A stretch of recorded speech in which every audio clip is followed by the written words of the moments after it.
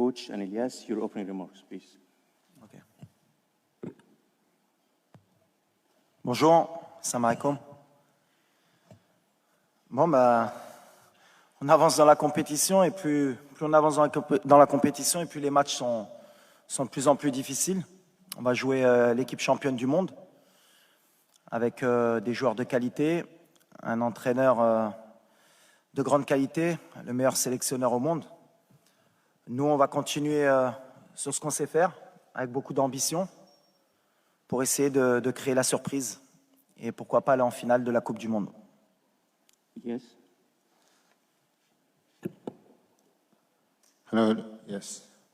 So yeah, he did it in French, I will do it in English. As players, we are all excited to be in this semi-final. And everyone is really motivated to play against the best national team in the world. And I think with the help of our trainer and the technical staff, we'll have a good game, and hopefully we'll see each other again for the final.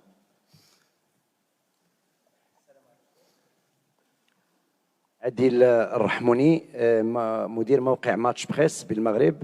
سيد وليد الركراكي، غدا إن شاء الله مباراة قوية ضد المنتخب الفرنسي. هل ممكن تعطيونا صورة على العناصر الوطنية التي جاهزة، لأن كل الشارع المغربي يتساءل على الإصابات اللي لاحقت اللاعبين، لأن هذه هي المشكل الوحيد اللي صادف وليد الركراكي. Bon, comme tout le monde le sait, on a beaucoup de blessés, mais on récupère bien. On a un staff médical qui est de très haut niveau, et chaque jour, il y a des choses positives qui viennent avec des bonnes nouvelles. Donc voilà, on attend toujours jusqu'à la dernière minute, c'est ce que j'ai dit depuis le début de la compétition, pour prendre les décisions. Donc pour le moment, il n'y a personne qui est out, et il n'y a personne qui est in, on va dire. Voilà, on verra demain qui est prêt, qui n'est pas prêt, mais en tout cas, on mettra la meilleure équipe possible et les joueurs qui sont à 100% pour débuter le match. Colbert Yompan, Diaspora News Cameroun, bonjour coach. Quel est le sentiment qui vous anime en ce moment? Celui de vous dire, on a atteint les demi-finales, c'est déjà énorme, tout ce qui arrive, c'est un bonus, ou alors de se dire, on est là, on donne tout pour la finale? C'est un peu ce qu'on veut changer comme mentalité. On est venu dans cette compétition avec beaucoup d'ambition et on est venu pour changer les mentalités, notamment de notre continent. Et c'est ce que j'ai dit aux joueurs. Si on est content juste d'arriver en demi-finale et de se dire que quoi qu'il arrive, on aura réussi notre Coupe du Monde, il y en a beaucoup ici qui diront qu'on l'a réussi. Moi, je ne suis pas de cet avis. On est dans les 4 meilleures équipes du monde. On n'est pas arrivé par hasard. Et on a notre mot à dire demain pour aller en finale. Et on va être dans cet état d'esprit, en espérant que, comme je l'ai dit depuis le début, que notre adversaire ne va pas nous respecter, comme beaucoup d'équipes. Parce que c'est vrai que s'ils jouent à leur meilleur niveau et qu'ils nous respectent, ce sera beaucoup plus compliqué. Mais nous, on a confiance. On a joué les grosses cylindrées du mondial. On a peut-être le parcours le plus difficile. À chaque fois, on nous prédit l'élimination et on est encore là, avec nos valeurs. Donc non, aujourd'hui, je disais en début de compétition qu'on rêvait de gagner la Coupe du Monde. Plus on avance et plus on est proche de notre rêve. Donc voilà, on va se battre demain pour aller plus loin. Bonjour, Walid Regragui, je suis là. Hugo Moissonnier, Radio France Internationale. L'une des principales menaces qu'il va falloir neutraliser pour vous, ce sera évidemment celle de Kylian Mbappé. Dans sa zone, il y aura Achraf Hakimi. Les deux joueurs se connaissent évidemment très bien. Ils jouent en club et puis ils exposent régulièrement leur amitié sur les réseaux sociaux. Et même au Maroc, je crois que Kylian Mbappé est déjà venu voir son pote. Est-ce que vous allez avoir une conversation particulière avec Achraf Hakimi pour neutraliser Kylian Mbappé? S'il y a un joueur qui le connaît mieux que moi, c'est Achraf. Il s'entraîne tous les jours avec lui. Donc s'il a une idée précise du joueur qui est Kylian, c'est lui qui le sait. Donc non, on va pas mettre en place plus de dispositifs tactiques ou quoi que ce soit par rapport à Kylian. Parce que malheureusement pour nous, il n'y a pas que Kylian. Quand on voit Griezmann, la qualité du joueur que c'est, entre les lignes, quand on voit Ousmane, qui est pour moi le complément parfait de Kylian. Voilà, le danger, il vient à gauche, il vient à droite. Donc si on reste que focus sur Kylian, on fera une erreur. On va jouer collectivement. Achraf, c'est un des top players au monde aussi à son poste. Donc voilà, ça va être un beau duel entre les deux.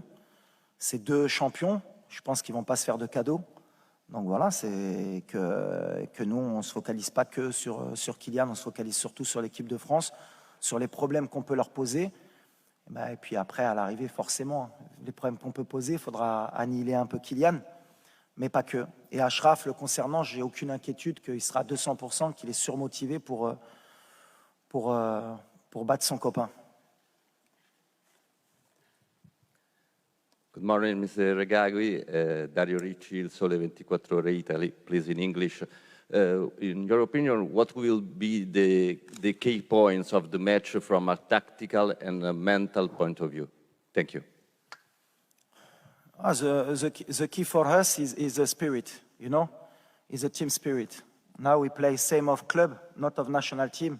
Everybody work, everybody want to give our best in every game, and we play a collective game every time with a good spirit. And the spirit for me is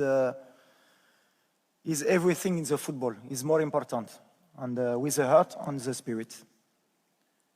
Before we continue with the questions, I would kindly ask our colleagues, the photographers, to please leave the room. Our colleagues, the photographers, kindly please leave the room. Thank you. No more photos.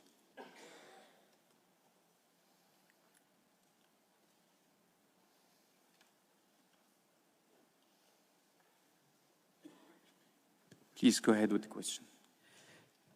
Mourad Moutaroukil, M24. Walid, bonjour. L'autre fois, je t'avais demandé, je voulais savoir ce que tu avais dit aux joueurs quand tu les avais regroupés au milieu du terrain.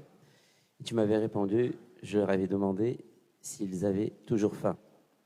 Est-ce qu'ils ont toujours faim? J'ose espérer. Hein. Quand tu arrives en demi-finale de Coupe du Monde, si tu n'as pas faim à ce moment-là, c'est faire une demi-finale de Coupe du Monde, c'est pas donné à tout le monde. Il y a la meilleure équipe de la compétition qui est déjà sortie, c'est le Brésil. Et ils ne vont pas avoir la demi-finale, donc voilà. Et ils le savent. On est une équipe ambitieuse, on a faim. Maintenant, est-ce que ça va suffire? Je pense que ça peut, avec l'état d'esprit. On est confiant, on a envie de réécrire l'histoire, on a envie de mettre l'Afrique sur le toit du monde. Et ça, c'est une des valeurs qui va être importante pour demain, parce qu'il faudra être fort pour nous sortir de la compétition, même si je sais que tous les pronostics sont contre nous. Mais nous, on a confiance. Alors peut-être qu'on est fou, mais c'est bien d'être fou. Mais nous, on a confiance, je le répète. Et on n'est pas fatigué. Je le répète aussi. Donc si ça peut les embêter jusqu'à demain, parce qu'apparemment ça veut être rassurant à dire qu'ils vont être fatigués. Non, on ne va pas être fatigué. Depuis le début de la compétition, tout le monde dit qu'on va être fatigué, on ne va pas être fatigué. Tu ne peux pas être fatigué à une demi-finale de Coupe du Monde. Donc on a faim et on n'est pas fatigué. Hi, Noah from the Netherlands. Question to both. There will be about 30 extra flights coming over with Moroccan fans to Doha. What does it mean to you both that so many fans will be here supporting you?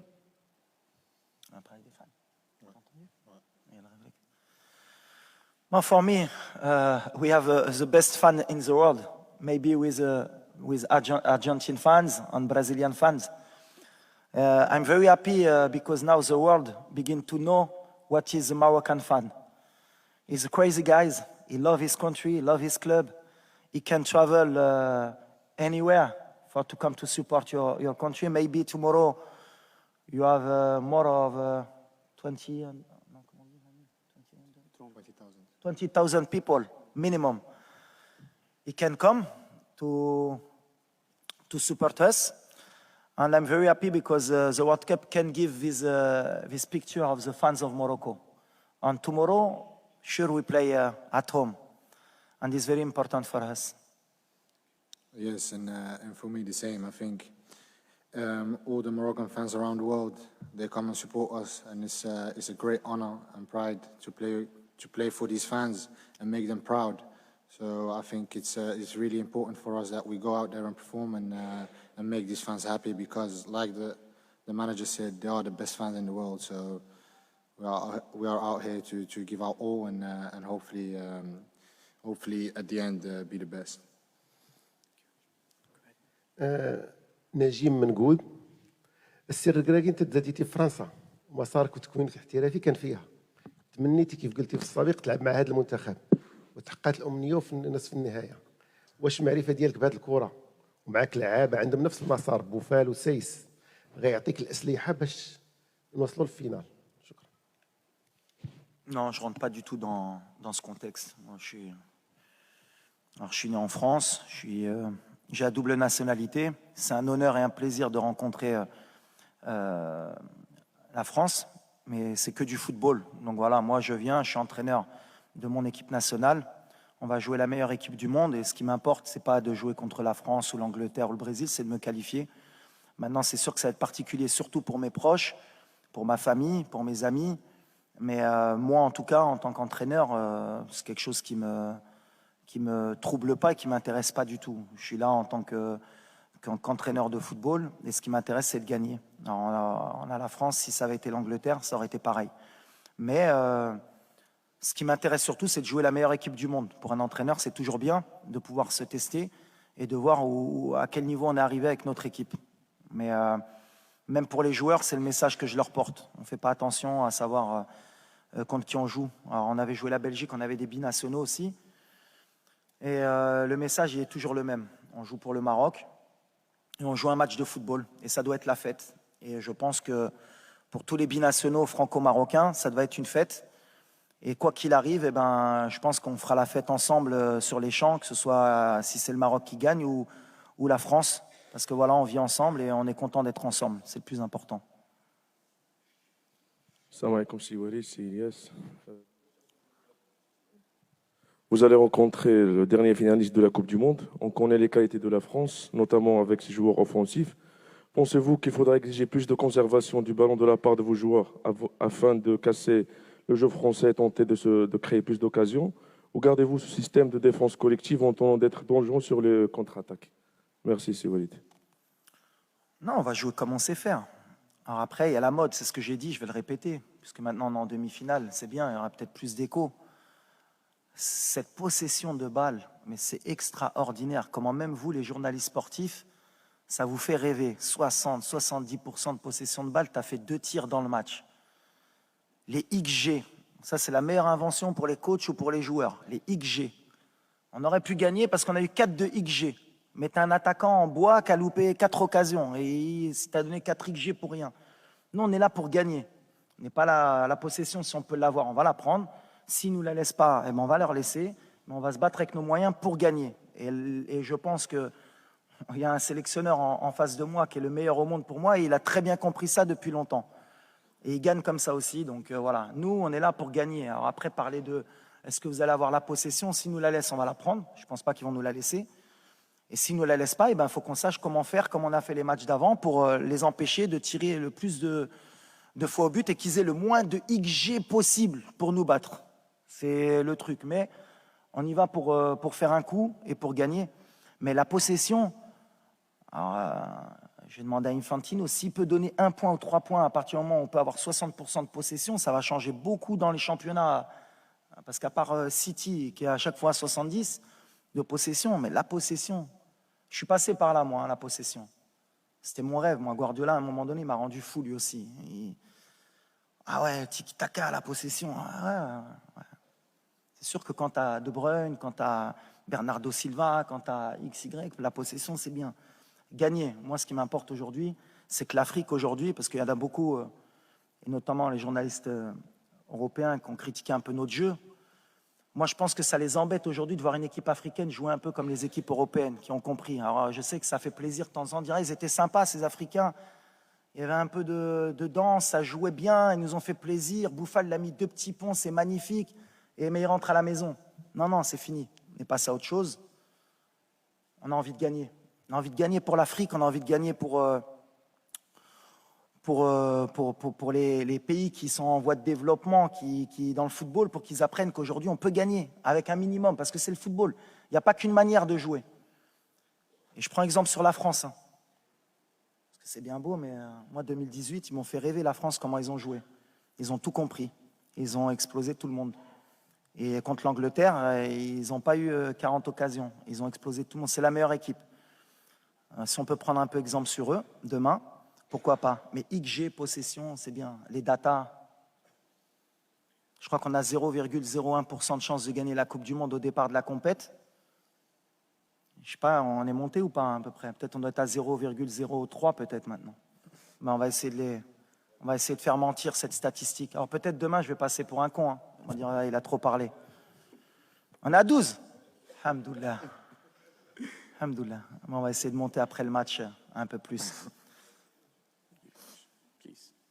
Bonjour, monsieur Garoui.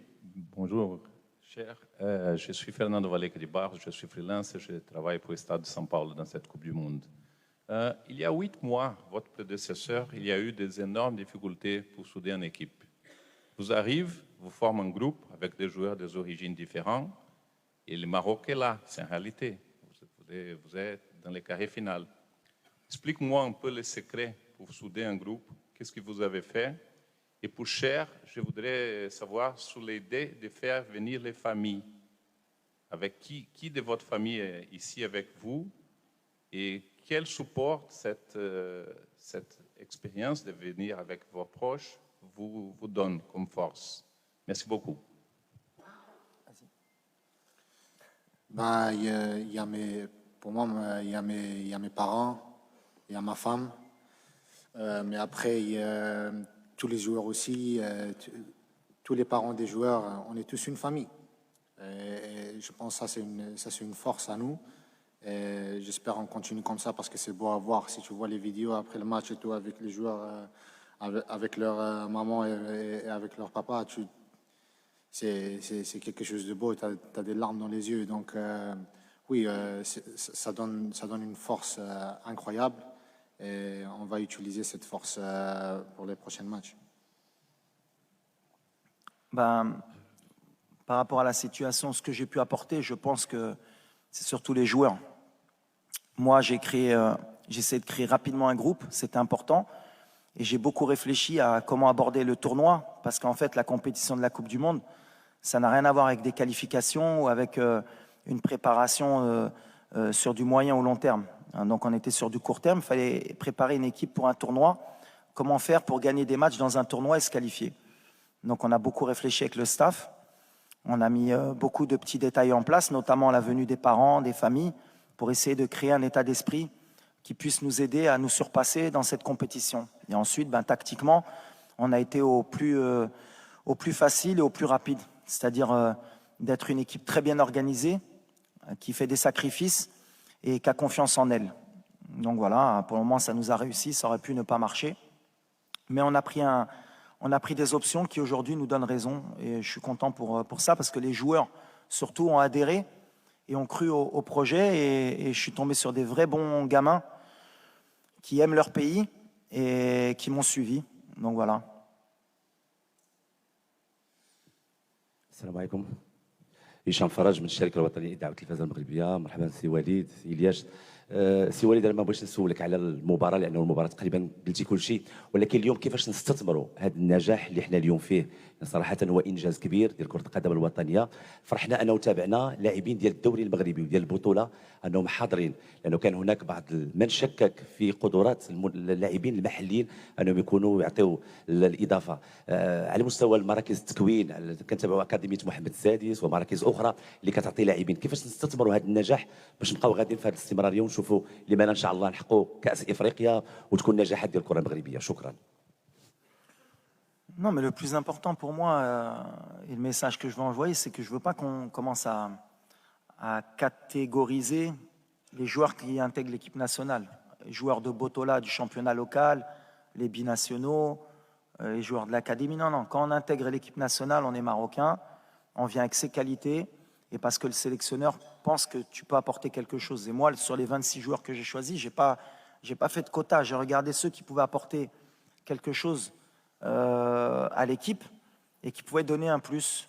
Et aujourd'hui, c'est bien parce qu'ils le rendent sur le terrain. Après, c'est plus l'environnement extérieur qu'on des doutes concernant ces joueurs-là. Mais moi qui les connais, j'avais aucun doute. Un joueur comme Atiatla, ça joue en Europe tous les jours.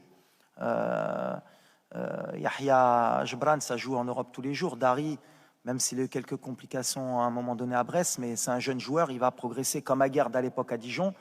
Et c'est des joueurs qui peuvent jouer en Europe. Voilà. Après, c'est l'état d'esprit, c'est ce que je dis. Une équipe nationale, c'est complètement différent de club. Il faut créer un groupe, un état d'esprit et que tout le monde adhère. Et c'est ce qu'on a réussi à faire. Mais c'est bien pour l'avenir parce que ça a donné confiance à des plus jeunes et à des joueurs du championnat local pour progresser et travailler.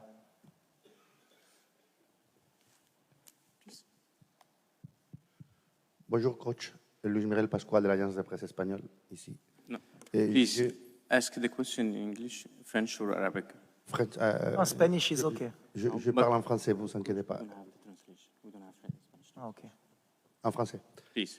Oui, la question c'est par rapport à votre préparateur physique, Eduardo Domínguez, qui est en espagnol.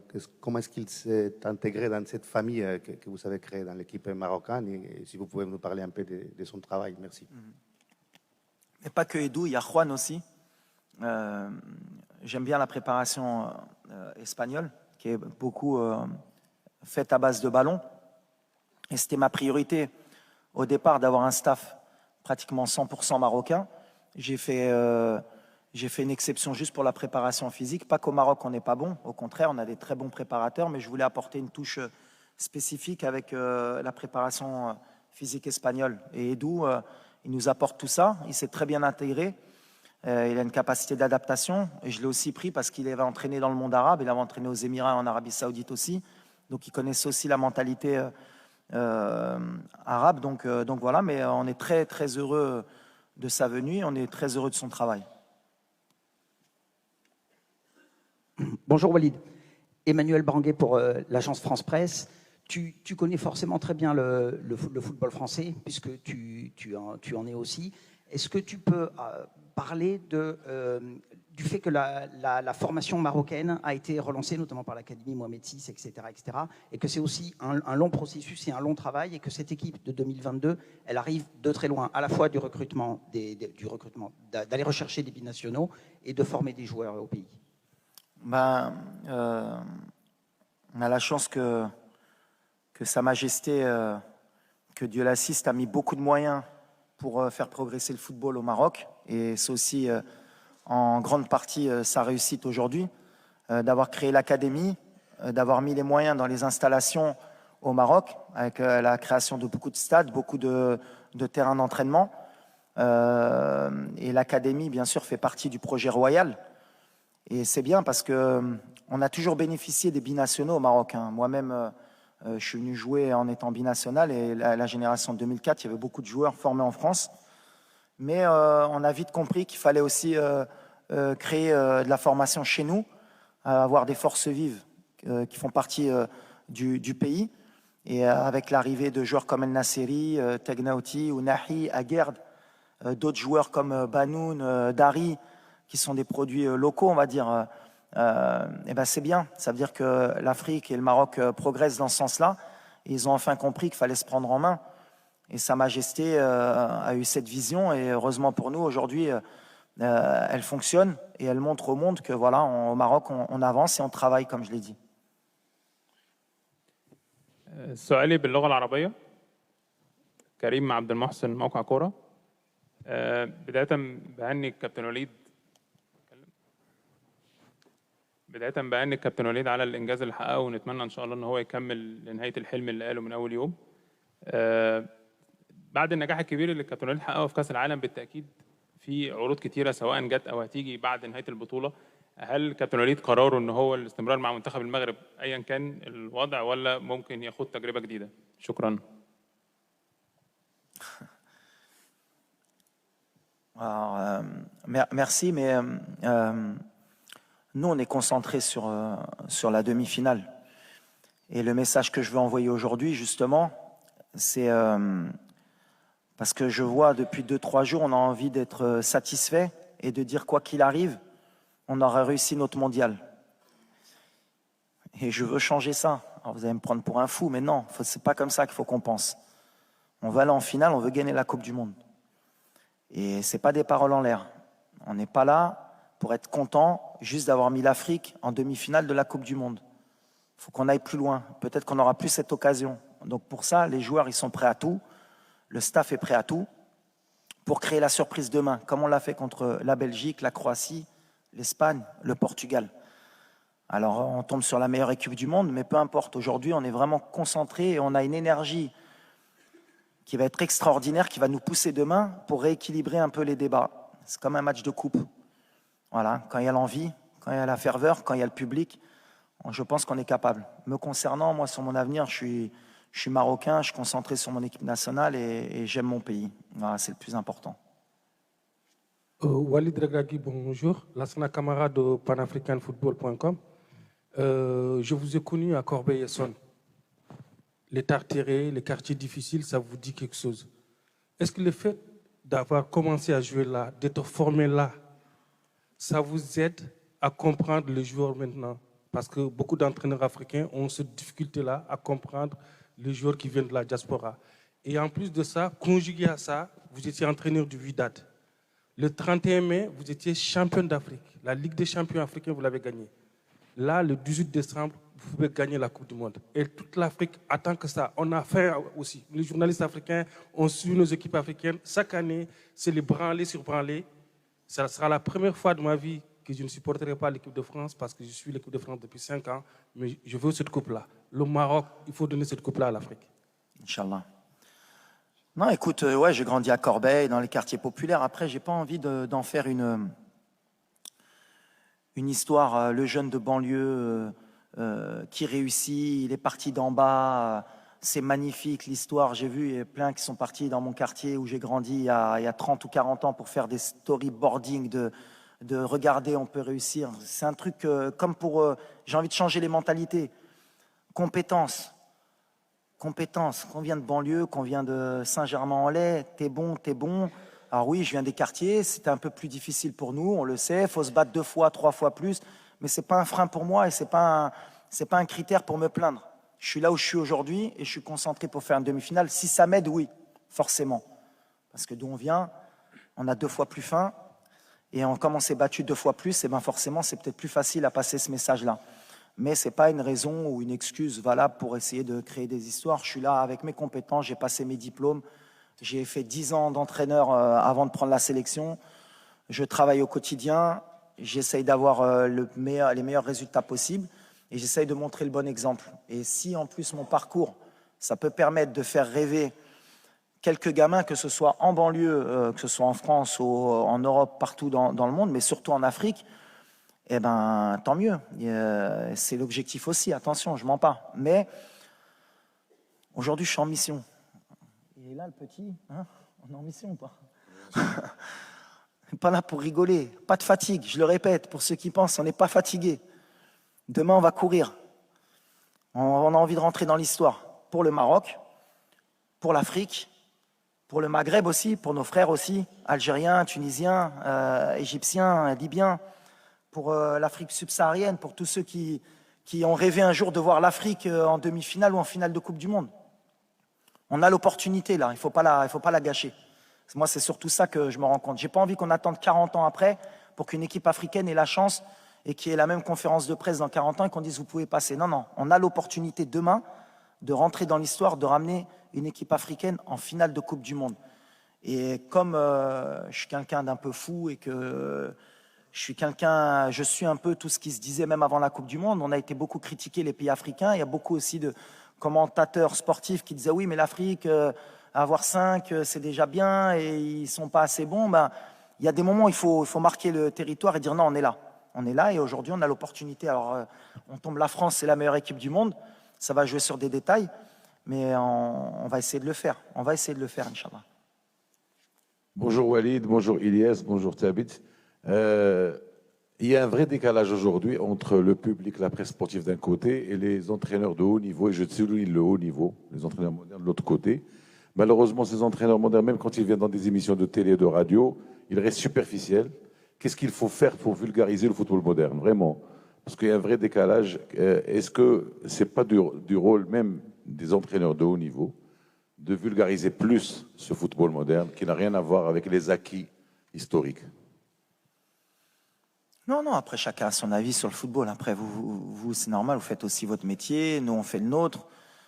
Pourquoi c'est beau le football? Parce que justement, à chaque fin de match ou avant un avant-match, chacun a son avis. Chacun lit le film comme il a envie de le lire, avec son idée du football.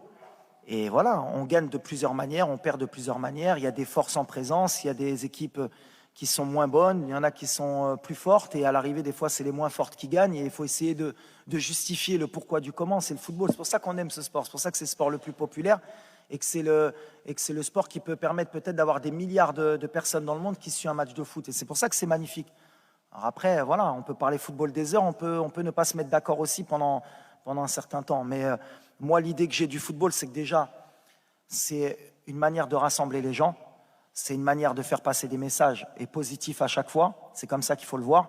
Moi, je pense que ça va être une fête en France demain. Ça va être extraordinaire. L'équipe de France en demi-finale encore de la Coupe du Monde alors qu'ils ont gagné la dernière Coupe du Monde. Le Maroc, des Marocains qui ont grandi en France. Il va y avoir des Africains qui vont être... Mais à la fin, ça doit être une fête. On doit vivre le football comme une fête. Et ça reste que du football. Demain, quoi qu'il arrive, qu'on gagne ou qu'on perde, c'est qu'un match de football et ça doit justement nous permettre demain de faire la fête ensemble. C'est pour ça que des fois, quand il y a des débordements, comme ça s'est passé en Belgique, je ne suis pas du tout d'accord. Ça ne doit pas avoir lieu. Le football, c'est la fête pour moi. Et demain, ça va être la fête sur le terrain, j'en suis sûr, puisqu'on se connaît. Que le meilleur gagne. Et à la fin, eh ben, voilà, avec chacun ses valeurs, chacun son mode de pensée, eh ben, être content pour l'autre équipe qui ira en finale. Et nous, en tout cas, si on ne doit pas passer, on félicitera les Français, on sera derrière eux. Et si on passe, je suis sûr qu'ils seront derrière nous et qu'ils nous féliciteront. Et c'est juste ça, ça reste que du football. محمد يحيى من صحيفة الوطن المصرية. محمد يحيى من صحيفة الوطن المصرية. يمكن في البداية بهنيكم على الإنجاز الكبير، خليتوا العرب كلهم فخورين بالإنجاز اللي حققه المنتخب المغربي، إنجاز كبير.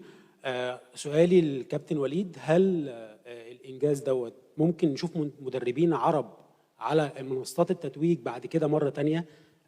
وفي سؤال تاني للكابتن وليد والإلياس، وجود أسر اللاعبين الآباء والأمهات، إيه دوره كان في الإنجاز اللي اتحقق للمنتخب المغربي بالوصول للدور قبل النهائي؟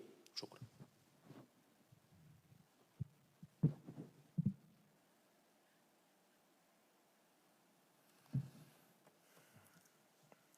Moi, nous, ce qui est important pour nous, et je parle toujours que de football, c'est ce qui m'importe.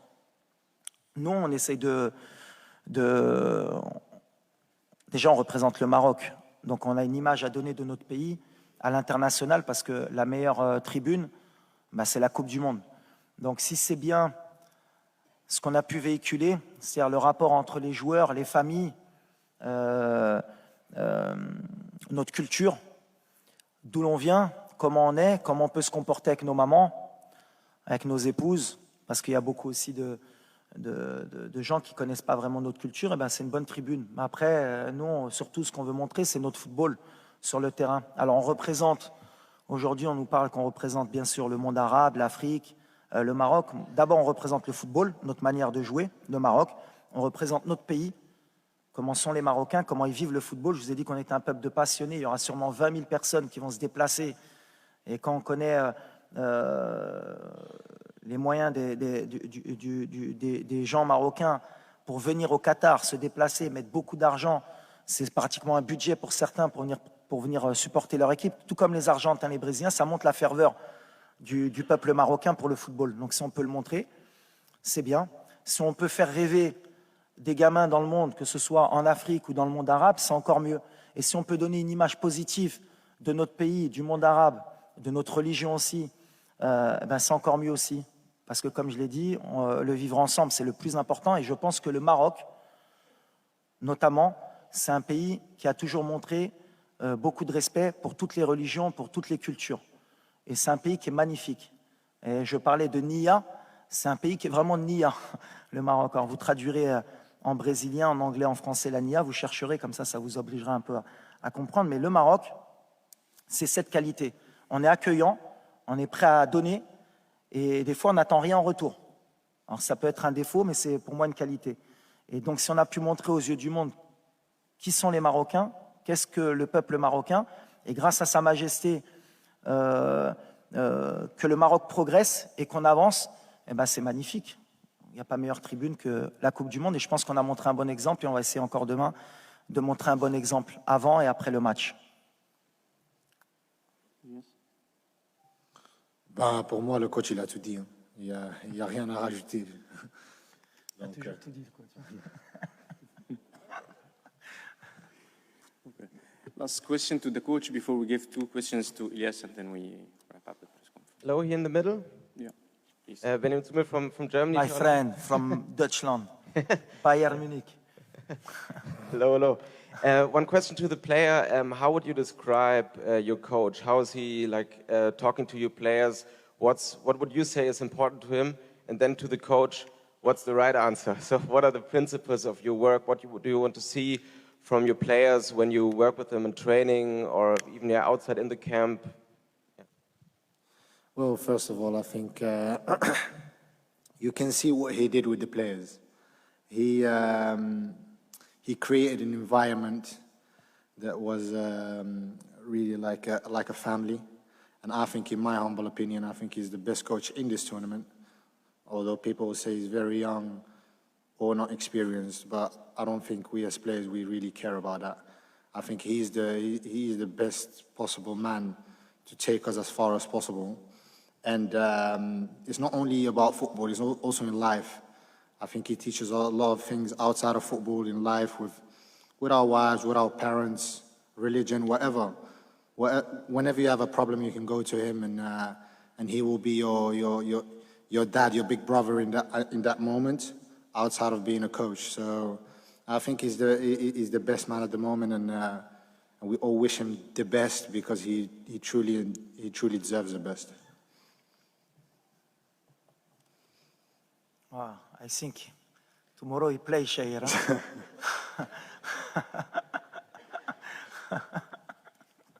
Merci, mon petit. So, 1 question to the coach and 1 to the captain, please. Over there. Yeah. Good morning, Coach. GB Olivero, Gazzetta dello Sport from Italy. Congratulations for your job, because more your players are at their best now.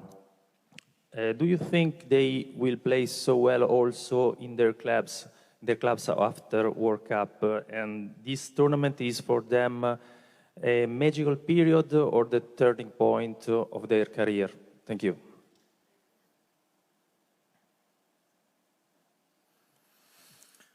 Well, of course, when we play a World Cup, everybody in the world see your game. You have some player, he play not in the small team, because I don't like that, but he maybe deserve best team of his club, and is good tribune for us to show his quality. But now everybody is focused for this World Cup. You want to make history, and after, you know, the player, he have his manager, he have his journalists, for he make them a publicity, and he change the club. But now everybody is focused with Morocco, and that is important for me and for the country. Last question to Ilyas Al-Shar, please. Question to the player, yes. Where is he? Hello, my name is Fisayo Dairu from Nigeria. I want to ask you, Elias, you're one of the few players that haven't had much minutes with the national team in this competition. How is that? How easy or difficult is that to take in such a competition that has put your country on the history books? I am in the semi-final of a World Cup.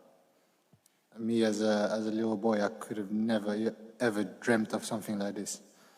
I know every single player wants to play. There's not one football player in the world that doesn't want to play football. And of course, sitting on the bench is not a nice thing. But if you see what we have created as a team, you can see that no one really cares, as long as the job is done at the end of the day. So when the manager gives me a chance, I will be ready, and I will give 100% for him, for my teammates, and for my country. But me feeling something because I didn't play. No, I don't feel anything. I feel proud. And like I said before, I'm in the semi-final of World Cup, and that's a real dream come true, and hopefully it doesn't end here. Walid Regragui, coach of Morocco, and Ilyas El Shaar, player number 13. Thank you. And